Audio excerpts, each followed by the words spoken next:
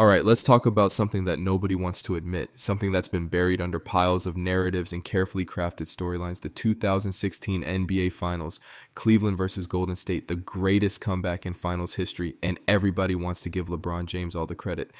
The king, the chosen one, the guy who promised a championship to Cleveland and delivered. But here's the thing, he didn't do it alone. And I'm not talking about the whole team effort speech we always hear. I'm talking about one man, one player who showed up when it mattered most and hit the most clutch shot in NBA history, Kyrie Irving.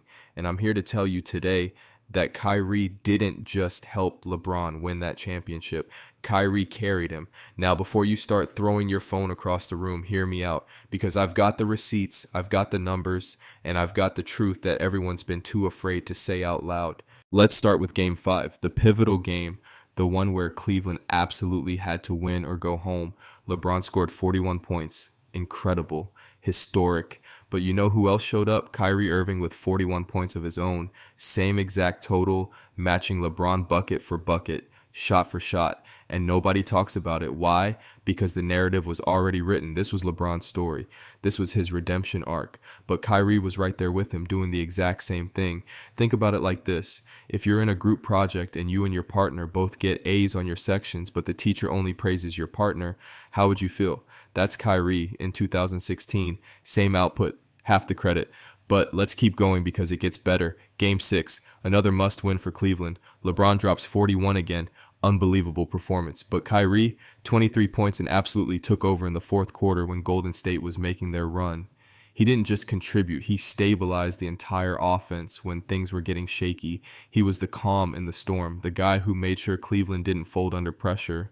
And then we get to Game 7, June 19th, 2016, Oracle Arena, winner take all. The most pressure any basketball player could ever face. And this is where Kyrie Irving became a legend. This is where he proved he was more than LeBron's sidekick. This is where he showed the world what clutch really means. Late in the fourth quarter, game tied, under 2 minutes left, the entire basketball world holding its breath.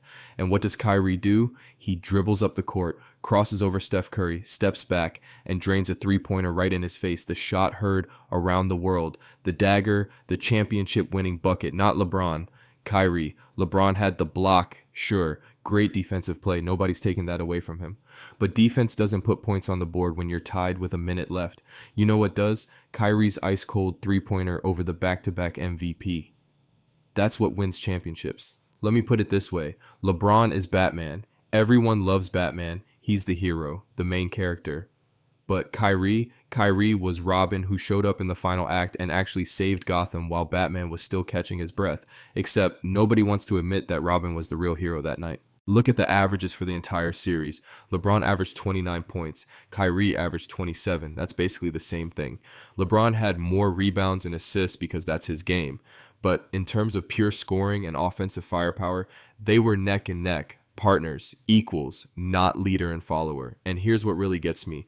After that championship, everyone said LeBron brought a ring to Cleveland, LeBron ended the drought, LeBron fulfilled the promise, but where was that same energy for Kyrie? He was drafted by Cleveland, he stayed through the terrible years, he was loyal. And when the moment came, he delivered the biggest shot in franchise history. His shot won the championship. Not a block, not a dunk, a made basket that put Cleveland ahead for good. But the media didn't want that story. They wanted the king returning home and saving his people. They wanted the fairy tale. And Kyrie got written out of his own movie. You want more proof? Let's talk about efficiency. Kyrie shot 47% from the field in that series. LeBron shot 49%, basically identical. Kyrie shot 41% from three. LeBron shot 37%.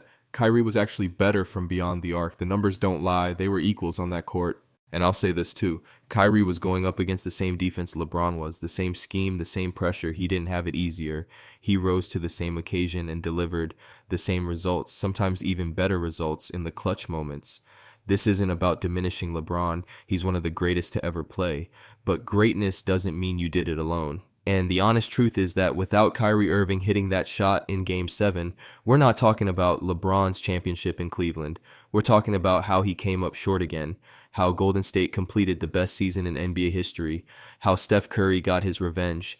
Kyrie saved LeBron's legacy that night. and nobody wants to admit it. So yes, Kyrie Irving carried LeBron James in 2016, not the whole way, not every single game, but when it mattered most, when everything was on the line, when someone needed to step up and hit the biggest shot in the biggest moment, it wasn't LeBron, it was Kyrie. And that's not an opinion, that's not a hot take, that's just facts. The proof is in the film. The proof is in the numbers. The proof is in that three-pointer with 53 seconds left that won Cleveland its first championship in 52 years. Kyrie Irving didn't just help, he carried. And it's about time we all finally admitted it.